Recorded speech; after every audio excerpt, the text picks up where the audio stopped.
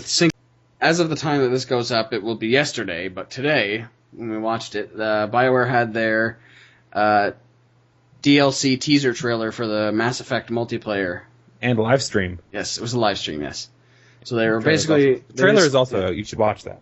Yeah, I will link that. But they played some of the new characters that are coming out, and I don't know how, like, they're going out with a bang. Yeah, pretty big bang. So, what do you think about the first impressions overall impressions on what they've revealed so far? I'm fairly happy with what they've revealed, and we pretty much know everything that's coming, but I kind of wish that we were getting new maps. So my one complaint. Yeah. So, characters look great and creative, and looks like they put plenty of time into it.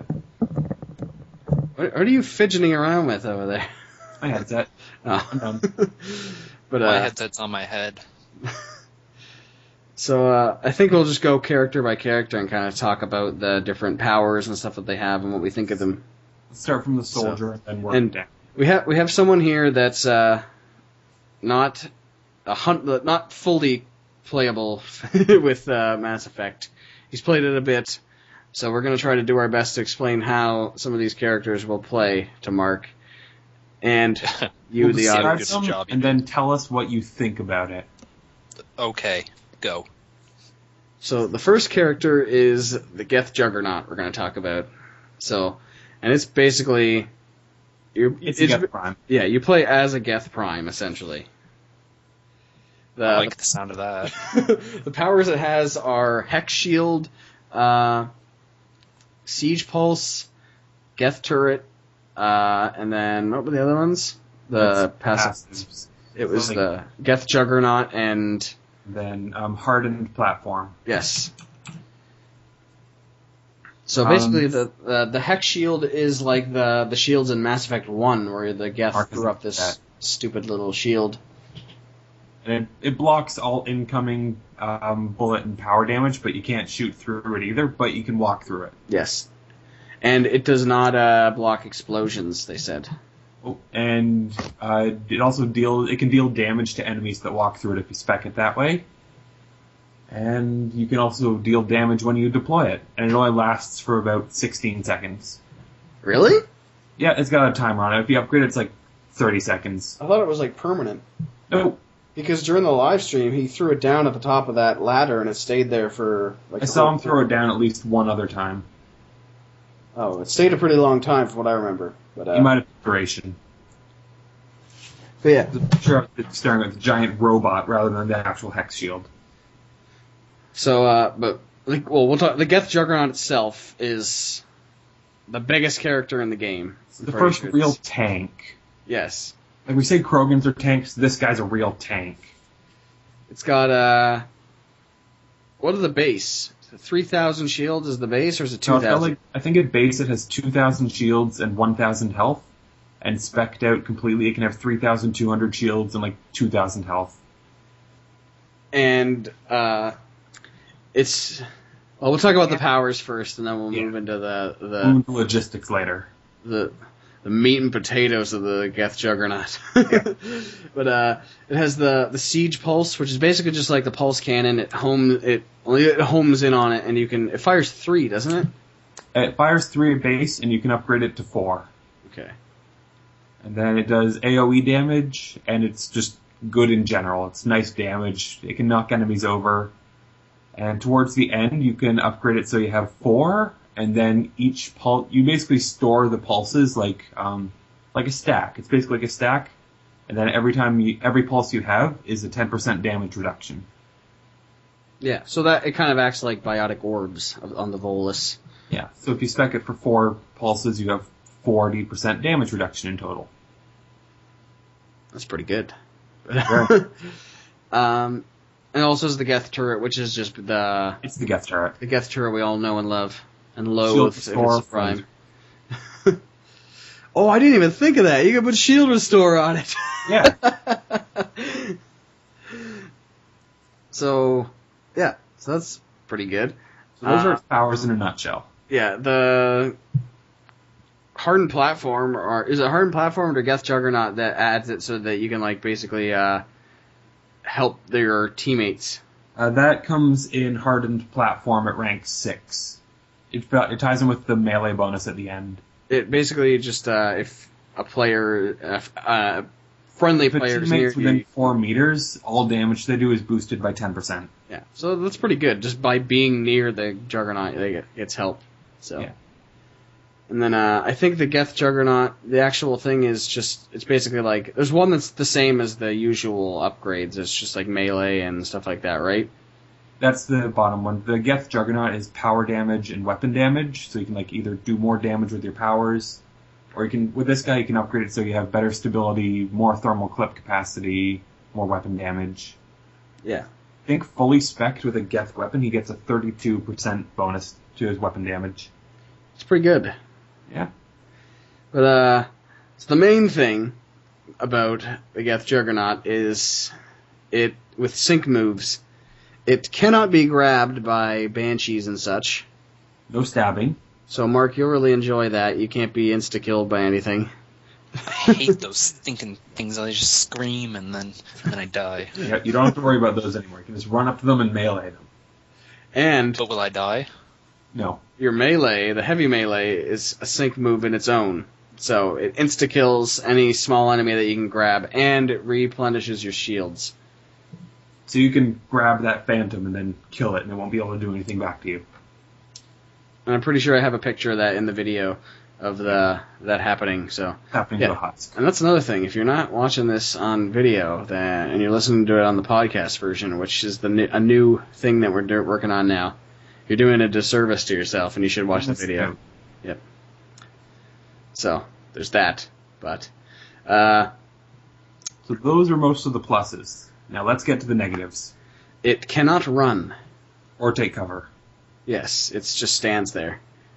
What? So it moves at a very, very slow walking speed, and it can't take cover. Aww. But it's got so many ways to restore its shields. But hiding. Yes, Mark hiding. That's my... In case we didn't point this out, it's the same size as a Geth Prime 2. Yes. Oh, it's that very tall. explains it a bit. It's very, very big. But when it does go down, if that ever happens, it can be like executed when you're in the... Yes, it can be stomped. So, which would be actually be hilarious to see, like... See a trooper like go up and try to step on its feet. Like, It's so big. Yeah, I think that's pretty much the Juggernaut. I think that for of the characters that we've seen and have like during that live stream, the Juggernaut for me is the most anticipated thing I want to play. Just because it seems so overpowered, I don't even know how it's going to work. Yeah. So Mark, what do you think from what you've heard? Well, there seems to be lots of things it can do, but I still like running and hiding. So the Juggernaut is not for you, Mark? I like the name. Plus, I like that it's big. Yes. So, I'm going to say it might actually not be bad for me. I have a very strange style of playing that involves dying a lot. Well, Mark, if you want a character that's good for running and hiding and dodging and such, then you'll like the Turian Vanguard, which is the next one we're going to discuss. Cool. Does it hide easy? Yes. Good. It is possibly the most mobile character in the game. Ooh. The first Turian that can roll, if I'm not mistaken. It doesn't actually roll, it just teleports. Okay, well, it teleports, but... And, it is also the first Vanguard that doesn't have biotic charge.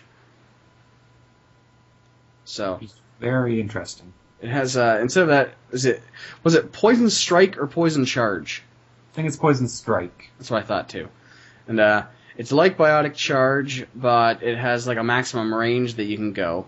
And it's not targeted on enemies like Biotic Charge is. So you can use it at any time. And, you can teleport through walls. Yes, and you can go through multiple enemies. I think they capped it at 3 or something like that you can hit. 3 enemies. So, but still. and deals poison damage to every enemy that you go through. And that's a new thing that they've implemented. Instead of like, it's kind of like fire to me. It's very reminiscent of the fire damage that they have. Panic. Yes, but they said that there's a visual element too when you're poisoned. They'll like be green and kind of thing. So I'm assuming it'll just fire, but retextured as green. Pretty much, yeah. And they also have the Cabal Vanguard has the Nightshade blades, which is basically like ballistic blades, but it has like a grenade poison limit. Yeah, and it does poison. Yeah. So you have to like pick up grenades in order to use the ballistic or the Nightshade blades. We didn't really see much of it in the live stream, though, did we? No. No, it'd be nice to see more. I'll experiment with it when it drops tomorrow. Yes. Well, today, if you're watching this when it comes out. So. But it'll be up when we put this up. And the third move it has is the Biotic Focus, which is kind of just a buff ability, like Adrenaline Rush sort of deal, where it just does makes you have. Does it? I know it does more gun damage and stuff like that, but what else is it that it does? It can boost your shields, damage reduction. Probably does some power damage too. Boosts movement speed. Depends on how you spec it. Yeah, it's just a general buff. Yeah. And it also has the Turian Veteran, which you can get the weapon stability boost of the Turians off of, so that's good. And then the last one is sort of like it's Venom Gauntlets, which I guess it's like it's kind of like if you spec out for the Shadow, where you can do the Sword Mastery, or the Paladin, where you do the Shield Mastery, you can do the Venom Gauntlets, which is just basically your melee.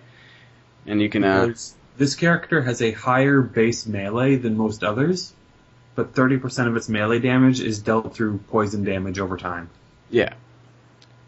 So, poison is your main go-to thing here. But the main thing I liked about the Poison Strike was that ladders are a thing of the past. It's you don't even need ladders anymore. You just Poison Strike and you're up top. So, I thought that was pretty good. Oh, good. I hate ladders. Just click the button and boop. Good. And then for it to dodge, it's just got to teleport, can go through walls. Just like the Fury. It seems better than the Fury in the Slayers, actually. Well, the Fury is kind of touchy because if you were close enough to a wall, you would just go to take cover and you wouldn't actually teleport through the wall. So at least now Venom or Poison Strike. Yeah, Poison Strike will pretty much you can go anywhere you want to go. So very versatile. Yeah. The poison in general also can detonate biotics. So if it's primed by a biotic move, it'll detonate. Because I think they said that the poison is not really a tech, it's biotic. The powers are biotic at base, or at least Poison Strike's a biotic power at base. Not sure about Nightshade Blades. And that might not have, that might have been why they didn't do fire. Because then it couldn't be biotic, it would be tech. That's a good point. Didn't think of that. There you go. Breaking news from the Nerdcast there that we just discovered why it wasn't fire. Figured it out. So, Mark, what do you think? Mark? Well, I like the other one better. Okay, so you bigger one? You like the Juggernaut better? Yeah. Okay. This one seems like if you try to do anything, you'll get stuck in cover, and I don't like being stuck in cover. But you like hiding, though. Yeah, but when I want to, not like when I'm trying to do something else. That happened to me all the time with that thing. Yeah. Yeah. What do you think of the poison? Mark? Poison is good, but you don't want to rely too much on it, or else you will become poisoned yourself. Thank you for the thoughtful input, Mark. Just that, your what was it? I can't think of the word. Mark's, Life tips? No. Mark's saying? I can't think of what it is. Proverbs by Mark. Mark's Proverbs. Yeah, there you were. But, I think that's... Yeah. So you think it's too mobile? Well, it's just... I don't like poison. I don't like that idea. It scares me. Like, it actually does. Because I feel like... I don't know. I don't like poison. Reminds me of snakes. I don't like snakes. Except that... what's his face? That guy. Snake Plissken. No, Snake Plissken. From Escape from New York. And L.A. He was good. But I was going to say... He didn't have any poison, you see. It kind of reminds me of when we were talking about Will, was it one of the Adepts? Sorry, that they put in. The Sentinel. The Valkyrie one. Yeah. Or was it the Infiltrator that we were talking about? Where it basically feels like you're not doing any work, but it's just all damage over time. Okay, what was that one then? What was that class called? The Huntress? Yes, the Huntress. So it's basically like you just throw down the Dark Channel, and it just does damage over time. So I kind of feel like I'm getting the same vibe off of the Cabal Vanguard, where it was like you can just wait for poison damage to go. Yeah. So. I'm going to change my mind now and say then it's good. Okay. Because I like that. I like being able to hide while things die quickly. But you said you also liked doing a lot of damage and stuff like that and just being a big tank. And in that case, Mark, you would like the Krogan Warlord. And this is basically the Krogan Hammer Bro. So. Gonna be beautiful. Are there two of them? No. Oh. Yes, he doesn't have he has other Krogans, so they could be his bro, but... Yeah. Okay. There aren't two Krogan Warlords, but there are two hammers that it carries. The Biotic Hammer and the Electric Hammer. And I think that's really interesting the way they integrated the hammers. It basically works like... do they say the Biotic Hammer and the Electric Hammer both have charges? Yeah, like it has one hammer, but it has two sort of modes that it can be put into. It can be put into biotic mode, where you'll pull out the hammer, do a smash, and it's a biotic attack. Or you can turn on tech mode, pull out the hammer, do more of an AoE sort of area damage attack. Sort of like out shields and arc grenade in a hammer. Pretty much, yeah. And it also has tech armor. Basically, you can set the number of charges that it has, so if you spec it out for 2 charges on the biotic one, you can do 2 attacks with the biotic hammer before you have to reset it. Mm. And yes, it's an entirely melee character. Yeah, the hammer is tied to your melee, so the heavy melee is the hammer. And then you can put the effects on it of the biotic and the electric hammer. So... Which seems to be a common theme they've done with this DLC now that I think about it. Yes, it's more like changing around the melees. Yeah. And the way they work, so... With nice. With the Juggernaut, it has the sync kill. The Cabal Vanguard has the Venom Gauntlets, which can do damage over time and stuff like that. Almost everyone's new melee. Yep.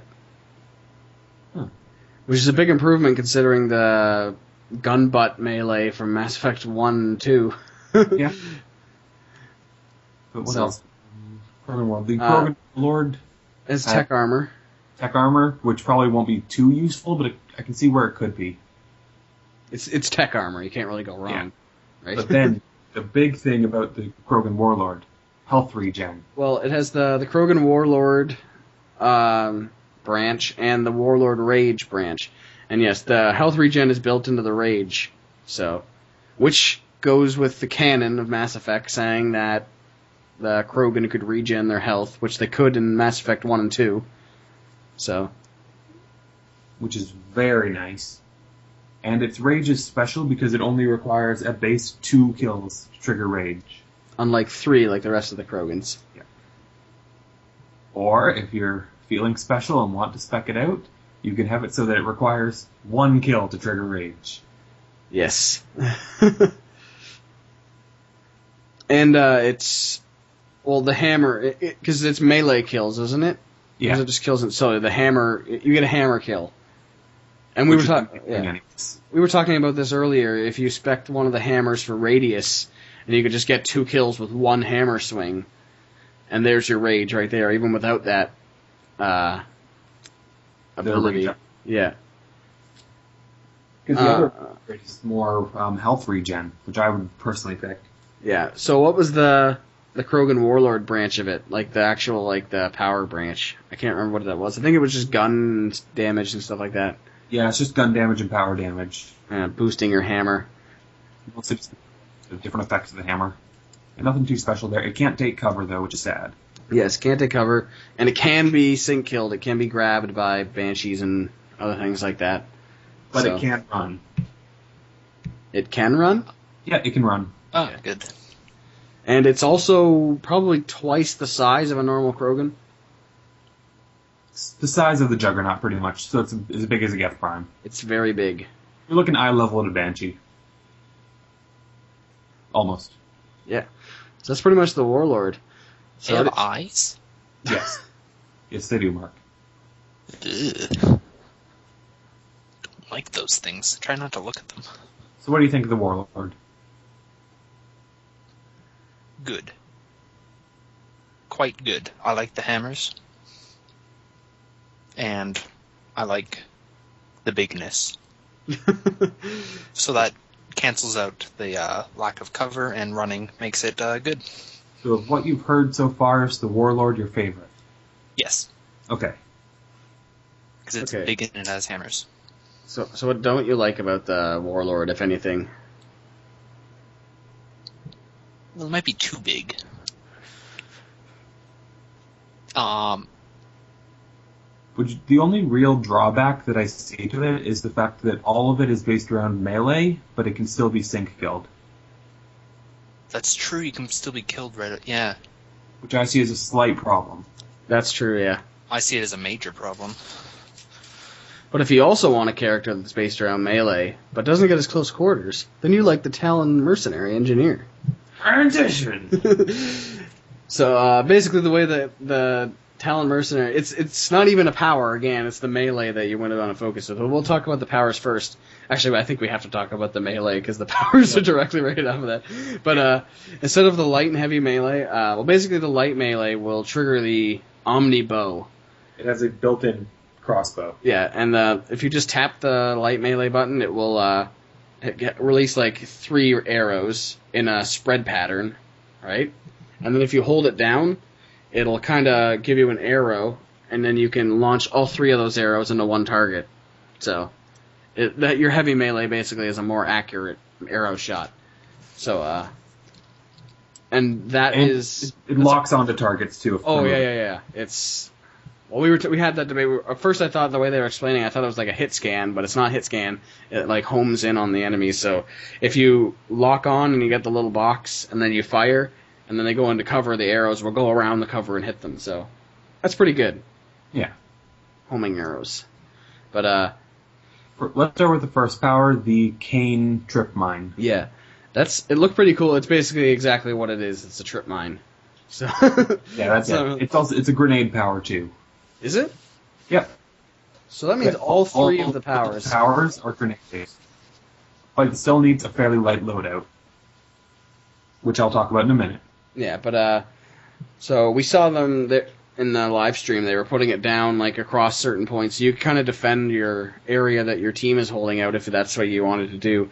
And I also saw at one point they put them vertically in the door, so it looked like a laser jail cell sort of deal. You can only have 3 of them active on the map at a time. Yeah, and is that 3 max, or is that you can get 3 from the base? I never heard that, or if there was an upgrade. It's just 3 in general. Okay. I saw. So I'm not sure I'm assuming that it'll be more of it'll have a debug too. It'll do the damage and also debuff some of the characters. Yeah. So. Well, then again, if they did that, though, it would take away some of the value of Recon Mine, because it's supposed to be the same damage almost. Yeah. But Recon Mine also has other powers too. True. It could be certain damage reduction off of the. Yeah. For a certain period of time, but we'll find out tomorrow. Yes, basically the other powers are arrow mods, and it's the concussive arrow and the armor piercing arrow. So they're also grenade powers. Do you want to talk about how that works then? Sure. So you have the 2 different types of arrows that serve 2 different purposes. You got the concussive one for basic infantry and debuffing in general, and then you got the armor piercing for dealing damage in general to everyone. They function off of grenades, and what you can do is you will activate one. It will show up on like the character's shoulder, and you'll have like 2 shots that you can fire from your heavy melee or light melee with that power. So if you activate the concussive arrow, you will have 2 shots that you can fire before you have to reset it. Mm-hmm. So it's kind of like the Krogan Warlord. Just grenades. Yes, with you have to like load up the biotic or the electric hammer. Same as you have to load up the concussive. Or, yes, you have to choose which kind of arrows you want to use. So I think that's pretty good, and it doesn't make it totally overpowered, as in like you can just fire different kinds of arrows and not unlimited, and then you have to choose what kind you want to. Yeah. But then the interesting thing is you're thinking, wait, this guy needs to hug the ammo boxes. No, because this guy has grenade regen built in. Is that under the Omnibow Mastery or the Elite Mercenary thing? I think that's under Elite Mercenary. Yes, the other 2 passive ones are Elite Mercenary and the Omnibow Mastery. And the Omnibow Mastery is basically just boosting the bow, kind of like the Shadow. Sword Mastery and Shield Mastery of the Shadow and Paladin. So you could go for more fitness, or you can go with maximum Omnibow damage, which is really all you're going to be doing, because that's your main output of damage. And you basically don't even need a gun with this character. Yeah, so you want a fairly light loadout, because that impacts your grenade regen rate. Which is vital.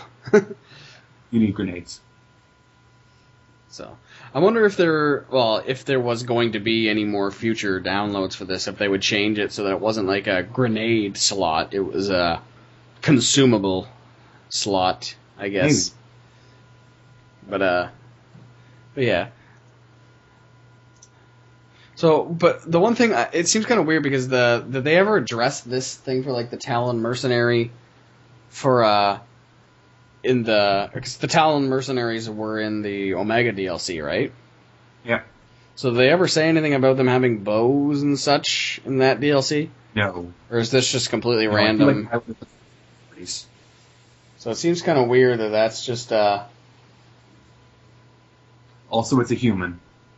Don't think you mentioned. Yes.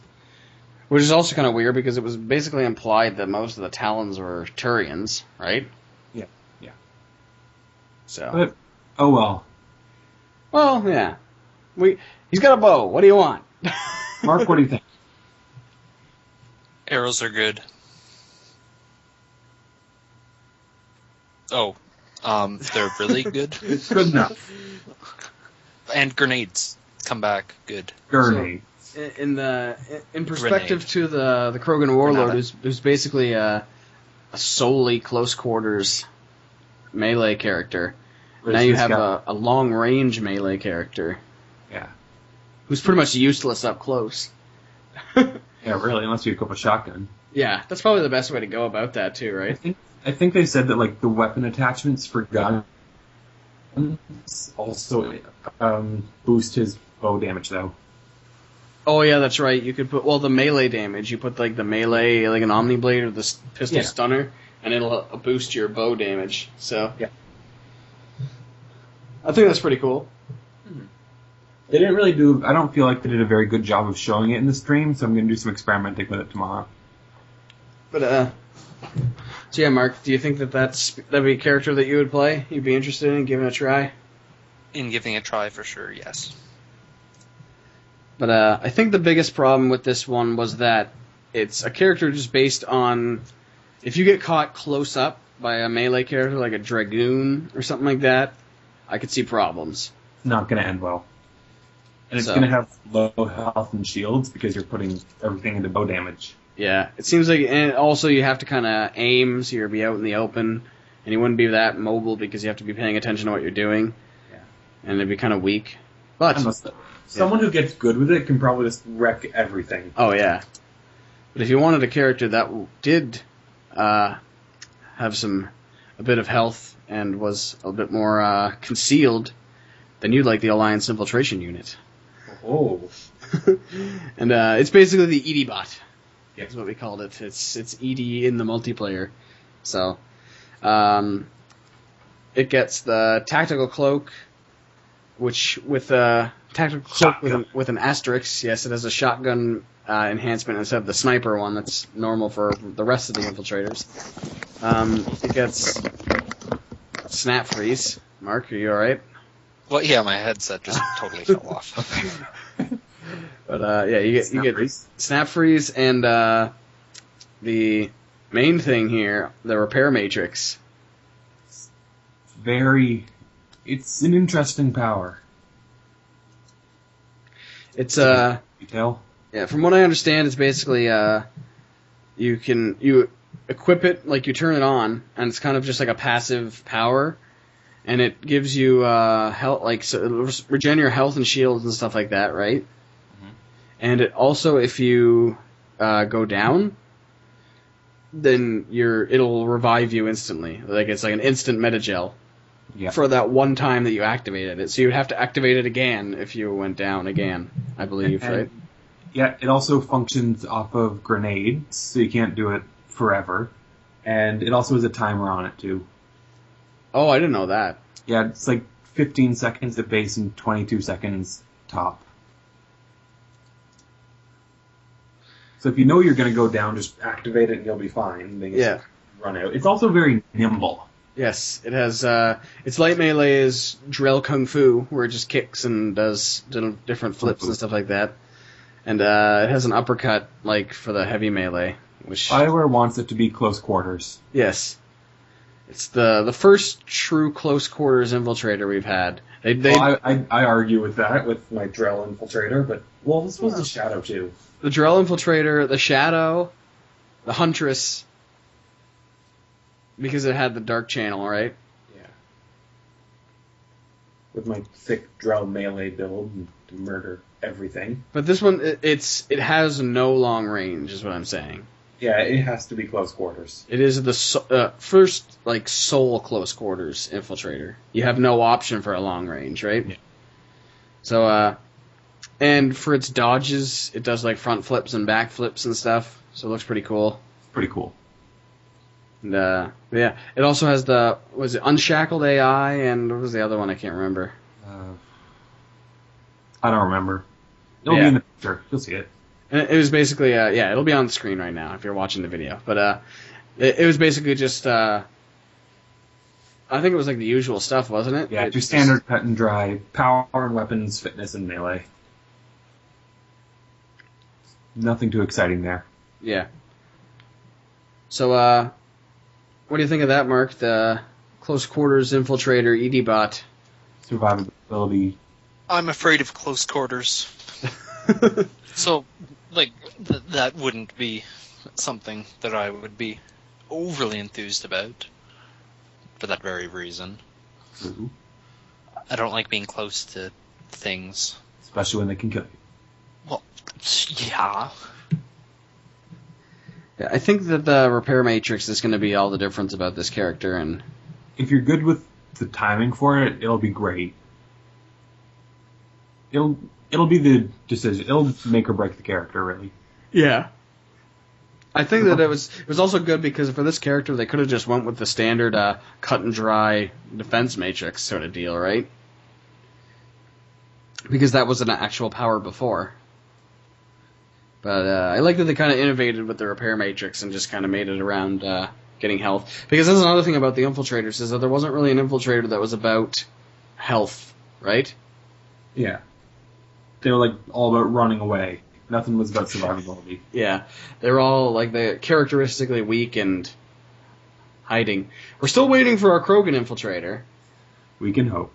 Which isn't going to happen probably, but a Krogan infiltrator would be hilarious, needless to say. Silent murder machine. And a jetpack. So, Mark, of the 5 characters we've told you about so far, which one do you like the most? I like Hammer Bro and the big Juggernaut? the big one. Okay. Yeah, that's the one. So you don't care about cover, you just want to be able to kill everything as fast as you can in front of you? I've decided, yes, that is what I want. Good choice. But, and finally, I think you're wondering, well, where's the Adept? They didn't really talk about the Adept in the live stream. But they did have a bit of a teaser, and we had someone in the stream that was an eagle-eye. It'd be good if we got their username, but fortunately... I know their username somewhere. We can probably put their username in the description, maybe. Give them credit, but it was the Awakened Collector Adept. They didn't... nobody played as it in the live stream, and he just kind of moused over it and the selection screen to show it was there. Say the name. And it was also in the trailer. It was shown too. Very briefly, right at the end. But I don't have the powers written down here. There was powers, Dark Channel, Dark Sphere, and Seeker Swarm. So, and then the other two powers you couldn't get. So, the passive powers. And for the record, all the other characters are rare. This one is ultra rare. Yes. So, well, first of all, let's talk about, because we know literally nothing about it. Other than when they were talking about, they said people in the stream were asking for what the Adept was. And I believe, I quote, they said, "Your body is not ready." Yeah. So, we weren't ready. It was funny because we kind of had hints that it was a collector, but we didn't have concrete evidence. And then when he just kind of moused over to the collector and you saw it, I was just like, there it is! Yeah, we had like a small leak late last night of a banner, and its picture was like squeezed in the corner. Mm-hmm. But, so yeah. So what do you think about what the Awakened Collector Adept means? Like with the awakened part. What do you think that is about? I feel like it might I want to say that has something to do with the Leviathans, but I really don't know. I want to know about this character, but I don't know. Well, all will be revealed tomorrow. This is the first time we've actually gone into something blind in the DLC. Yeah, we've hopefully unlock it with my 2.5 million credits. Well, once they put the kibosh on that one guy leaking everything, we haven't really heard anything about it, right? Yeah, true. So, but yeah, I think it'll be finally good to get the Seeker Swarm, because those things are really annoying. I'm just going to stand beside Collector Captain and spam it. How do you feel now? I feel like it's going to be like Seeker Plague level destruction too, so like we'll go seek out the enemy and then explode. I'm sure there'll be a Seeker Plague evolution. Probably like, it'll be like a heat-seeking flare. I don't know, I think it'll be interesting. And Dark Sphere. Dark Channel is just Dark Channel. We know about that. So it's going to be overpowered. Dark Sphere I don't know about. I think it might be like a variation of Singularity. That's my prediction. Maybe. I feel like it's going to be the big power on this thing too. Yeah. Because if you look at all the characters that come out, it can't be a simple cut and dry character. It's got to have something that's going to like change everything about it. It has to be ultra rare for a reason other than just being collector. And we were talking about the melee. The light melee could probably be the... Well, the heavy melee is probably just going to be the claw, like the collector claw that they have. Or they're just OP sword things. Yeah, they just slash repeatedly really quick, so... But, I don't know. I think that, yeah, it's all going to come down to the powers that we don't know about is the big thing. And, on the plus side, it looks very glowy. Yes, it does. But we were also talking about the customization, and if we had a problem with... Because collectors don't wear armor, so we can't have like a neon pink collector. Well, unless you change the lighting color. Because I feel like it's going to be the possessed collector model too. Because from what we saw, it's very glowy and green. So we can change the lights and it'll be like, I'm going to make my collector yellow today. And it could also fit with the Awakened thing, because if it does have something to do with the Leviathans or something like that, then it could be that they are possessed by the Leviathans sort of deal, right? Yeah. So that'd be pretty cool. I don't know, we'll find out more tomorrow, and I'll definitely read the little lore description they give. Yeah. But, and we also have that it has... It's probably going to have collector weapon boost, like the Geth weapon. That'd be cool. Yeah. Because then we might actually have a reason to use the collector sniper rifle. I like the collector sniper rifle. But, so yeah, what do you think about of what we know about the Awakened Collector Adept? Adept? We know and some baseless speculation.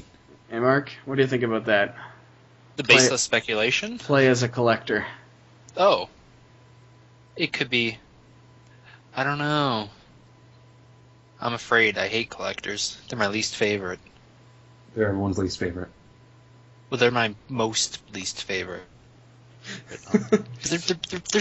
I'm not good against... I die more than usual. Yes. And that's saying something, because I die quite a bit. Yeah. There's quite a bit of dying whenever I'm involved, but when those collectors are involved, there's a significantly larger amount. Exponential. But yeah, Wait? Oh. I think that what was I gonna say? The collector, like, I don't know. It's gonna be interesting. Yeah.